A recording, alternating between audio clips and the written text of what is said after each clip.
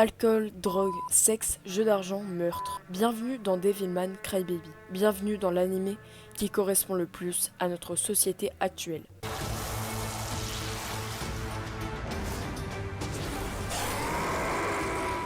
Salut à tous, aujourd'hui on va parler animé avec Devilman Crybaby. Un animé qui va te bouleverser. L'anime Devilman Crybaby est un animé adapté par Netflix de l'œuvre originale de Go Nagai. Et je t'assure que c'est très bien fait de la part de Netflix. L'anime est sorti le 5 janvier 2018 et terminé en seulement 10 épisodes. T'auras pas à investir trop de temps dedans.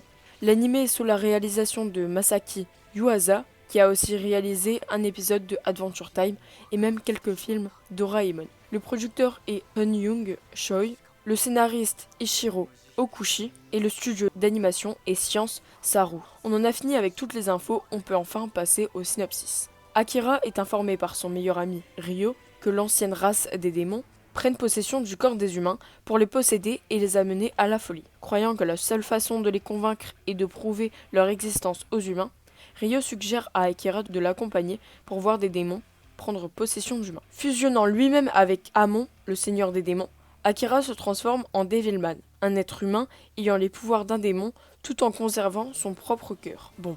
Pour commencer, cet animé n'est clairement pas à montrer à tout le monde, parce qu'il peut vraiment choquer les plus jeunes, et en plus je pense qu'ils n'ont pas forcément toute la maturité pour comprendre le propos de l'animé. On commence avec les musiques. Alors déjà l'opening, j'ai eu l'impression d'être dans une rave party avec du LSD parce qu'il est bien psychédélique, mais honnêtement c'est une masterclass. Mais vous n'êtes pas encore prêts pour ce débat. La musique de fin est elle tout aussi incroyable, et même dans l'ensemble la bande son est très bonne. Et chaque son est parfaitement choisi pour illustrer une scène, l'intensifier, transmettre une émotion, ou juste mettre dans l'ambiance. Le doublage est bon, on ressent pleinement le caractère des personnages, mais aussi pour certains la folie. Bon, on va attaquer l'animation, qui est un très gros point, qui fait débat. Alors oui, elle est très différente des animés de d'habitude. Oui, au début je la trouvais assez moyenne, voire même brouillon. J'avais même l'impression que l'esthétique des personnages avait été fait à la va-vite, et je trouvais les chara-design et l'esthétique assez simples. Et ça pour le coup c'est vrai, mais je vais vous expliquer après pourquoi c'est fait de cette manière. Bref, je trouvais que dès le deuxième épisode, l'animation était beaucoup plus propre, mais c'est après quelques épisodes que j'ai compris qu'en fait l'animation n'est pas là pour être belle, contrairement aux autres animés, mais elle sert un propos, qui est très critiqué dans l'œuvre, qui est de ne pas s'attarder sur l'apparence. De plus, le fait que souvent les personnages soient distordus, qu'ils aient des proportions dégueulasses, relate le fait que le monde tombe à sa décadence, avec l'abus des drogues, du sexe et de tout ce qui donne déjà un aspect ultra psychédélique à l'esthétique. Mais il montre aussi à quel point le monde est moche en fait. Parce que plus on avance dans l'animé, et plus tous ces comportements, donc je me répète, mais sexe, drogue, alcool, etc., sont acceptés. Et plus le monde vit dans le chaos, plus l'animation est belle. Ce qui montre qu'on ne voit même plus le mal, parce qu'on l'a accepté, intériorisé et normalisé. Et donc là, l'animation prend un sens. En plus de ça, les dessins simplistes permettent de gagner en dynamisme et fluidité, et ça tranche donc et intensifie beaucoup les moments gore et psychédéliques. Après oui, tu vas avoir plus ou moins du mal au début pour t'habituer à l'esthétique inhabituelle et un peu dérangeant. Mais je te promets que si tu passes au-dessus de 1, tu vas commencer à l'apprécier et le scénario derrière promet vraiment quelque chose et a du potentiel. Bon, l'ambiance est giga chum et glauque, tout est fait pour te mettre mal à l'aise. Déjà, il y avait cette impression dans le manga, mais dans l'anime aussi parce que ça se voit que ça a été adapté par Netflix, vu comment c'est gore et qu'on voit de manière décomplexée du sexe, de la drogue. On parle aussi un peu de satanisme. Et avec la censure qu'on connaît actuellement, je doute que si le manga était sorti actuellement, il serait passé avec un autre producteur d'anime que Netflix. Peut-être que le côté gore n'aurait pas été aussi présent et désabusé. Le thème des démons est lui très classique dans les mangas. C'est vraiment du déjà vu parce que les japonais aiment beaucoup les démons et tout ce qui les englobe. Parce que c'est quelque chose de très ancré et présent dans la culture et le folklore japonais, que ce soit à travers les légendes urbaines ou les histoires. Cependant, le fait que ce soit non censuré, que ce soit gore, violent et qu'il y ait un aspect de folie amène quelque chose de nouveau et de plus mature à ce style. Bref, je pense qu'on n'a pas besoin d'être le couteau le plus aiguisé du tiroir ou le pingouin qui glisse le plus loin pour comprendre que les auteurs ont comme volonté de faire de cet animé une critique de la société et de son effondrement à cause de la débauche. Qui sont ici la drogue, l'alcool, le sexe, les jeux d'argent qui sont présents de manière décomplexée. Alors oui, je trouve que c'est fait sans tact et discrétion. Ça fait même un peu stéréotypé tellement c'est gros. Mais ça reste tout de même très intéressant de voir un animé qui en parle parce qu'on n'a pas vraiment l'habitude de voir ça, surtout de manière autant décomplexée. Donc ici, le fait que les drogues, sexe et autres soient associés à une soirée sataniste dans laquelle les personnages se transforment en démons est très obvious à comprendre. Ici, on cherche très clairement à montrer la face sombre de ces choses. Les associés aux démons montrent encore plus l'aspect du péché et du mal incarné de ces choses. Mais presque tous les personnages trouvent ça normal.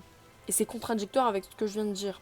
On peut donc en déduire que les auteurs critiquent aussi la débauche et l'effondrement de la morale d'une très grande partie de la société, où le péché est fantasmé, accepté, minimisé, voire même normal et ordinaire. L'un des sujets principaux est la lutte incessante entre le bien et le mal, le péché et la pureté, la religion ou le diable. Car Rio, qui chasse les démons qui sont du coup créés à cause de la débauche, est en blanc. Il a les yeux bleus, les cheveux blonds. On voit donc une volonté de le comparer à quelque chose de pur ou à la vertu. Mais malgré son aspect héroïque, Rio montre aussi le penchant vers la débauche, malgré son physique qui le caractérise en symbole de pureté. Ici, j'y vois deux interprétations. La première, qu'il ne faut pas juger sur le physique, et dans la deuxième, je vois le fait que chaque personne a en lui une part sombre et peut tomber dans les pires travers de l'humanité, même si tout pousse à croire le contraire.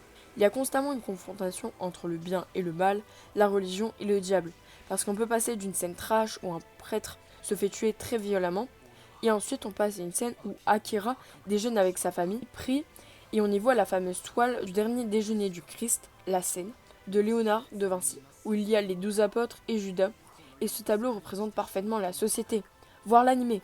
Ici, on voit le mélange entre le bien et le mal avec énormément de proximité. Et d'ailleurs, cette même proximité, on la retrouve dans un seul et même personnage.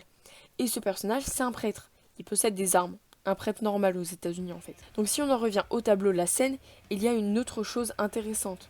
Mais le Christ peut faire écho à Akira, qui est comme le héros qui va sauver le monde des démons, mais qui doit aussi porter le poids d'en être un lui-même. Et donc on peut faire le rapprochement avec Jésus, qui est comme le sauveur de l'humanité, mais qui porte le poids de sa croix sur laquelle il va être crucifié. Donc t'as pu le voir, mais c'est un animé ultra moderne, que ce soit au niveau des thèmes évoqués et de la critique de la société, qui est clairement d'actualité. Il y a même des éléments comme le rap qui sont inclus, alors que le manga a plus de 50 ans. Mais les sujets tranchés reflètent parfaitement notre société. D'ailleurs, merci à Netflix pour les travaux, car il a été super bien adapté à notre époque, sans entacher l'œuvre originale. Mais au contraire, car l'anime apporte à l'œuvre un recul et une société actuelle qui est toujours enclin au même problème. Alors oui, il y a pas mal de différences entre le manga et l'anime, et c'est normal, Devilman date de 1972. Le contexte de l'époque est totalement différent de celui de maintenant, et c'est normal. C'est pourquoi le fait qu'il soit réadapté dans son époque, donc dans un univers des années 2010 voire 2020, est super intéressant et primordial, parce que ça nous touche plus, et l'œuvre parle de choses que l'on connaît et que l'on vit, ce que ne peut plus faire à 100% l'œuvre originale. Par exemple la musique, j'en ai déjà parlé, mais le fait qu'il y ait un groupe de rappeurs est intéressant, car c'est dans cette musique que la société est critiquée. Et d'ailleurs le fait que ce soit le rap est parfait, parce que même si certaines personnes sont toujours réfractaires avec ce genre, c'est déjà le plus populaire actuellement, et au-delà de ça c'est un genre qui à la base était là pour critiquer et dénoncer l'État, le capitalisme, etc. Et t'as juste à écouter Tupac ou Nas pour le comprendre. En fait c'est un art de rue qui est fait pour dénoncer et aller à l'encontre de la culture, ce qui est parfait pour Devilman, qui est une œuvre dénonciatrice. Après Devilman, ce n'est pas que ça, parce qu'il y a aussi une petite touche d'humour vraiment drôle, et plus osée que d'habitude. Et c'est vrai que de temps en temps, ça fait redescendre la pression, et c'est vraiment cool. Cet animé dépeint en fait tous les travers de la société, sans retenue, que ce soit dans l'épisode 2 je crois, où on voit dans une scène la voiture de Rio, qui montre que les biens matériels ont pris le dessus par exemple sur le corps humain, voire juste l'humain. Il y a aussi les réseaux sociaux, qui sont remis en question et critiqués, ce qui prouve une fois de plus que l'anime est adapté aux problèmes de notre société, parce qu'il montre la facilité avec laquelle des personnes derrière un écran peuvent détruire des vies avec tant de facilité. Et même à travers la posture de course lors des courses de relais, les auteurs dénoncent, parce que la posture de course de Akira ou d'autres personnages après leur transformation en démon est très bestiale, et on peut interpréter ça comme le fait d'abandonner notre humanité pour aller plus vite. D'ailleurs, en parlant de course, ici il y a les symboles de toujours avancer, même si c'est dur, et même s'il y a des obstacles. Que même si on avance qu'un peu, c'est toujours ça. Parce que ouais, au-delà de tout, Devilman reste un manga, donc transmet de nombreuses valeurs et façons de voir la vie. Revenons au premier épisode, qui est ultra explosif et dynamique. Tu vois pas le temps passer et il introduit très bien l'histoire sans perdre de temps. La traduction est bonne, actuelle, et il n'y a pas de censure. donc ça te sort pas de l'ambiance. Il y a aussi des cliffhangers à chaque fin d'épisode, et c'est presque impossible de ne pas regarder la suite, tellement t'as envie de savoir ce qui se passe. Pour ce qui est des combats, ils me font grave penser à Mortal Kombat, parce qu'ils sont gore et violents. Ils sont aussi dynamiques, fluides, et on ne galère pas à comprendre ce qui s'y passe. Côté personnage, c'est excellent. Ils sont tous mis en avant. Ryo et Akira puent la classe. D'ailleurs, la confrontation et l'alliance entre les deux est d'autant plus intéressante parce qu'on voit que Ryo, qui est censé être le plus vertueux, est celui le plus insensible. Et on voit que Akira, qui lui est censé être un démon, donc la part la plus névrosée et violente de l'humanité, est celui qui éprouve le plus d'émotions, d'empathie, mais aussi d'humanité. On peut en conclure qu'en fait, rien n'est ni tout blanc ni tout noir dans la société. Bref, le passé des personnages sont tous développés et ça donne plus de crédit à l'histoire. Même les personnages secondaires deviennent intéressants et ont une importance. On suit leurs évolutions, qu'elles soient positives ou négatives. Les personnages sont très matures, ce qui amène à aborder des sujets d'une façon plus intéressante. Akira est lui incroyable et c'est une métaphore lui-même à l'œuvre et à la société. En seulement 10 épisodes, on arrive à s'attacher aux personnages et ça aussi c'est très fort. À travers Akira, l'anime évoque les différentes émotions, comme la tristesse, l'empathie, etc. Et le fait de ne pas savoir les gérer ou les comprendre. On comprend aussi que la débauche et l'effondrement de la société provient en partie du fait de fuir cette société. Et pour arrêter de penser comme il est dit dans l'anime, on plonge dans les jeux d'argent, la drogue et le sexe. Et c'est vraiment là qu'on voit à quel point l'anime est ultra réaliste. De plus, si on revient aux émotions, Akira est un héros surpuissant, bien qu'il pleure énormément. Car cela fait sa force et le détache du reste de l'humanité. Et le chagrin et la tristesse sont en lien, même si on ne dirait pas comme ça, avec l'amour. Car sans tristesse, il n'y a pas d'amour. Et quand on sait que Ryo, lui, dit que l'amour n'existe pas, on voit donc encore une fois la dualité entre les deux. Même si en même temps, Ryo est un peu le maître d'Akira, d'où la dualité et la liaison entre le blanc et le noir. Akira montre aussi combien le manque d'un foyer peut affecter une personne. On voit du coup que ouais, l'anime ne parle pas seulement de drogue, etc., mais aussi du mal-être, de l'anxiété, de la dépression. On voit certains personnages confrontés à tous ces problèmes et ça met encore en avant la noirceur de notre société et de l'humain. Et malgré les thèmes abordés, l'anime y reste très poétique, que ce soit dans sa façon d'aborder les thèmes, mais aussi à travers certains personnages qui expriment leurs problèmes. Alors oui, l'anime est gore, violent, mais il est aussi très touchant. Et plus l'intrigue avance, plus il y a de mystère. À chaque épisode, ça monte en puissance, et à partir de l'épisode 7, l'anime prend une tournure ultra intéressante. Le monde devient dystopique, on voit donc l'effondrement de la société, mais à la plus haute échelle, avec encore plus d'injustice, de violence et d'inhumanité. C'est d'ailleurs à ce moment-là qu'il y a un passage sur les violences policières. Mais ça devient aussi très intéressant parce qu'on peut voir comment les humains réagiraient aux démons. Parce que dans l'anime, on voit qu'au lieu de combattre les démons, les humains se tuent entre eux. On voit donc que la peur leur fait faire n'importe quoi. Et en fait, on voit que c'est souvent la peur de quelque chose qui dicte les plus grands massacres. Et d'ailleurs, souvent, cette chose n'avait rien de mal. Et on peut même transposer ça à notre monde. L'atmosphère post-apocalyptique est super bien transmise. On ressent bien la terreur qui a secoué le monde à travers les décors. En parlant de décors, l'esthétique du dernier épisode est magnifique. D'ailleurs, à partir à peu près du 8e épisode, l'animation est ultra intéressante. Au-delà de la beauté, elle contraste avec l'animation des autres épisodes pour donner un ton plus réaliste, ce qui montre que la folie a embrasé le monde, qu'elle est devenue normalisée et qu'elle est partout. Mais malgré la folie, l'anime continue à critiquer la société. Cette fois-ci en montrant que l'on juge sur l'apparence, malheureusement avant de connaître la personne. Il y a une scène vers la fin du manga qui le démontre et elle est très poignante. L'anime met en avant le désir insensé de l'humain, de l'homme, pour le chaos et la destruction, qui mène à l'effondrement de la société. Donc oui, Devilman Crybaby est un chef-d'œuvre qui montre explicitement la part sombre que chaque humain a en lui. Bon, je pense qu'il est temps de parler un peu de la fin. Mais vous inquiétez pas, il y a une partie sans spoil et une autre avec, mais je mettrai un timecode et je vous préviendrai pour que vous ne soyez pas spoilés.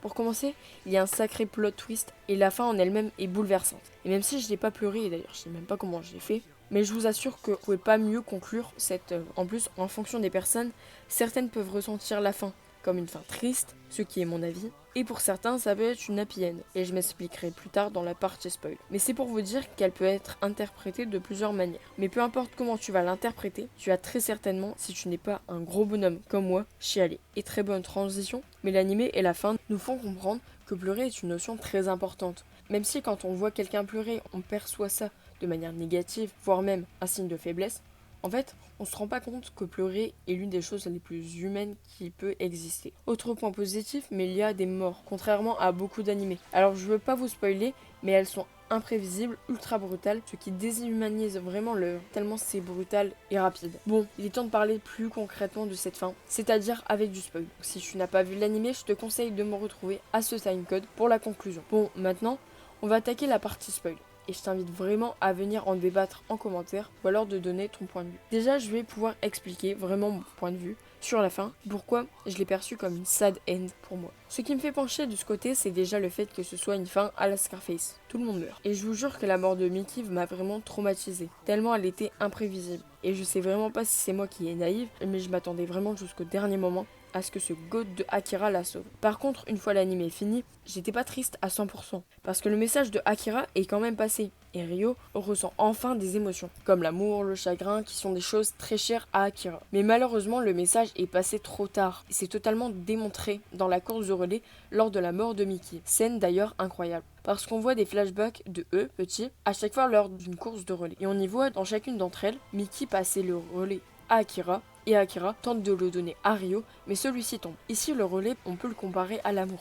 Donc Mickey le donnerait à Akira, mais malheureusement, Ryo n'en veut pas. Et cette scène a énormément de sens, que ce soit lors de la mort de Mickey, parce qu'elle tente de le passer à Akira en répétant le mot bâton, mais ce n'est pas tout, parce qu'elle fait sens lors de la toute dernière scène où Ryo pleure la mort de Akira, ce qui signifie que Akira a réussi à le passer à Ryo, qui ressent enfin la tristesse et donc l'amour. Donc Akira a réussi, mais trop tard, car Ryo s'en est rendu compte une fois que tout le monde est mort. On peut même aller plus loin et dire que Ryo est une métaphore de notre monde, parce que lui aussi arrive à éprouver des sentiments en pleurant la mort de Akira, qui était quelqu'un de cher pour lui, et c'est une image très marquante qui montre que Ryo, qui est Satan, peut éprouver du chagrin et donc de l'amour, les deux étant liés. Malheureusement, il l'a compris trop tard, comme nous qui courons à notre père, et Go Nagai montre que quand nous le découvrirons, il sera trop tard. Une chose aussi intéressante, c'est que Ryo, qui est Satan, soit tout blanc, qu'il ait une image pure, douce, comparée à l'idée qu'on a de Satan, qui serait tout rouge avec des cornes et très effrayant. Et ça montre une fois de plus qu'il ne faut pas se fier au physique,